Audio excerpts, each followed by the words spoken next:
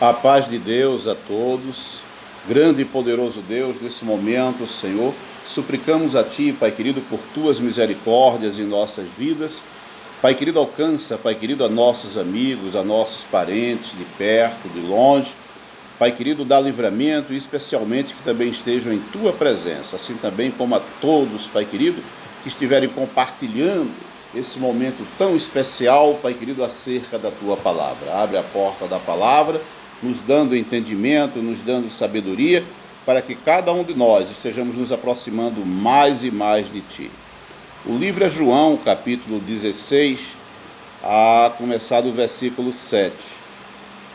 Todavia, digo-vos a verdade, que vos convém que eu vá, porque se eu não for, o Consolador não virá a vós, mas se eu for, enviá-lo-ei.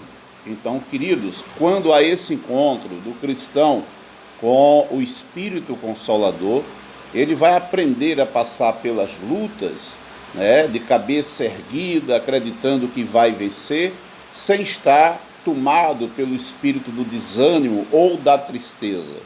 Porque o encontro com o Consolador já vai fazer com que o coração da pessoa já não viva mais na tristeza, não viva mais preso no desânimo, mas sim uma pessoa que vai ter a verdadeira alegria que provém de Deus. No versículo 8 de João, capítulo 16. E quando ele vier, convencerá o mundo do pecado. Então não há justificativa para que a pessoa permaneça presa no pecado, porque quando ela tem esse encontro maravilhoso de transformação com o Espírito Santo, o primeiro milagre, a tristeza não vai fazer parte daquela vida. Se ela está com o Espírito Consolador, não tem por que viver triste. E o segundo milagre, convence também a pessoa do pecado. O que isso quer dizer? Não é normal o cristão viver na prática do pecado, porque se realmente ele teve um encontro com o Espírito Santo, ele foi convencido que ele não pode mais fazer a obra do diabo, que é o pecado, seja qual pecado for. E nós sabemos que toda desobediência, ela gera pecado. Toda desobediência, ela vai fazer com que a pessoa esteja fazendo a vontade do inimigo e não a de Deus. Se há um encontro entre o Espírito Santo, tal pessoa vai estar convencida que não pode mais permanecer em práticas que não agradam a Deus. Nesse caso, foi convencida do pecado. Ainda no mesmo versículo, diz que a pessoa, além de ser convencida do pecado, também será convencida da justiça. O que isso nos ensina? A lei de Deus é algo que vem sendo desprezado ao longo da história cristã. Por falta de conhecimento, por falta de intimidade com Deus. Infelizmente, a maioria dos pregadores acreditam que por estarmos no tempo da graça, não se faz mais necessário a obediência à lei. Ora, se a lei ela nos esclarece o que é certo e o que é errado. Podemos citar, por exemplo, não cometerás adultério. Isso é uma lei de Deus. Então não é natural o cristão ele viver preso no adultério, viver preso na prostituição. A partir do momento que a pessoa confessa o Senhor Jesus como Salvador, tal pessoa, ela está naquele momento apresentando também o seu corpo, a sua vida, ao Deus dos santos. Então, não é normal. Então, uma lei de Deus que nós citamos, não cometerás adultério. Então, a lei, ela não foi anulada. A lei, ela é o caminho. A lei, ela nos ensina sobre o que é certo e o que é errado. Podemos citar outra lei. Não usareis de falsidade para com o teu próximo. Então, essa lei também não foi anulada. Então, infelizmente, a maioria dos pregadores estão falando contra a lei de Deus. Isso é a ausência total de conhecimento espiritual, de algum encontro com Deus. Porque aquele que se encontra com Deus vai seguir o Senhor Jesus Cristo. Nós temos o Senhor Jesus Cristo, ele dando total ênfase, total determinação de validade à lei de Deus.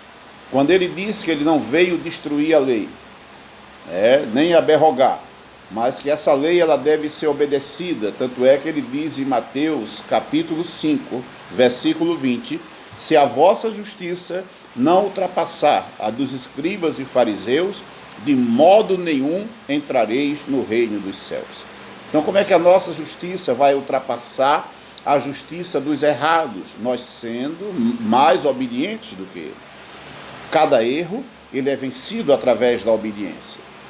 Então, quando nós temos aqui o Espírito Santo, em João 16, no versículo 8, diz que convencerá a pessoa da justiça. O nosso Deus, ele não mandou Moisés escrever a lei e em seguida iria mandar o filho dele ao mundo para anular o que estava escrito. Então, quando a pessoa não crer na lei de Deus, tem algo errado. A lei de Deus, ela nos ensina sobre o que é certo e o que é errado. Citamos 2 exemplos, falsidade e adultério. Honrar pai e mãe também faz parte da lei de Deus. Ou a lógica é para que os filhos sejam desobedientes. Então percebemos que são pessoas que não têm nenhum tipo de intimidade com a palavra de Deus. Então ser convencido do pecado significa que a pessoa está com o Espírito Santo. Continuar na prática do pecado significa que a pessoa está querendo fazer a vontade do pai dele e do pai dela. Aquele que quer satisfazer a vontade do inimigo vive preso no pecado, mas aquele que quer fazer a vontade de Deus procura mudança. Aquele que quer fazer a vontade de Deus é uma pessoa que vai lutar pela santificação. É uma pessoa que, através do conhecimento vindo do Espírito Santo, o Senhor Jesus está falando sobre revelação em João 16:8. Primeiro, a pessoa vai ser convencida porque estava no erro, mas não vai continuar. Então, isto vai convencer aquela pessoa que ela não pode mais continuar na prática do pecado. Segundo, da justiça. Não existe justiça sem lei. Então, pelo amor de Deus, não existe justiça sem lei. Toda justiça emana da lei. Então, a justiça é a execução da lei. Então, quando a pessoa se encontra com o Espírito Santo, através desse conhecimento, ela será liberta de ensinamentos errados. A graça não nos dá o direito de sermos desobedientes, de sermos falsos, de sermos adúlteros, mas sim de sermos homens e mulheres de Deus, convencidos pelo Espírito Santo que o pecado ele não pode mais fazer parte de nossas vidas. Ainda no João 16, e do juízo, a cada dia, meus amados irmãos, todas as nossas obras são escritas no livro das obras. Isto não quer dizer que quem está no livro das obras também está no livro da vida. Não, pois há uma determinação de Deus no tocante a isto, que aquele que pecar, este eu riscarei o seu nome do livro da vida. Então, no dia do juízo final, vai se manifestar as misericórdias de Deus sobre os filhos da obediência e vai se manifestar a ira de Deus sobre os filhos da desobediência. Então, aquele que está convencido através do Espírito Santo que chegará esse momento do juízo final, isso é certo, porque a palavra de Deus ela se cumpre a cada dia e assim será no dia do juízo final.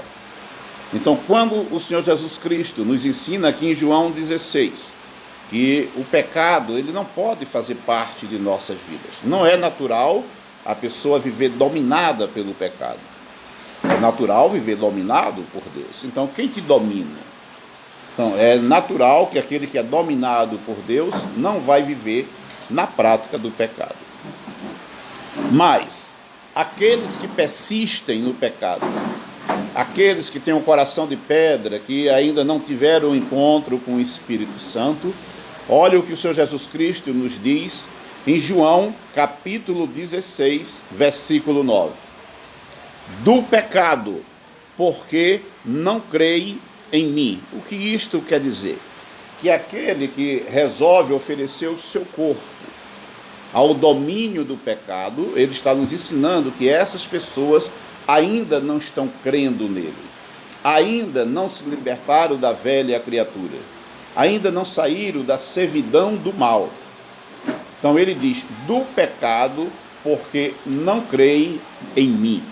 Então, queridos, através do Espírito Santo, a libertação. É uma das promessas do Senhor Jesus Cristo, né? Que ele nos diz que conhecereis a verdade vos libertará.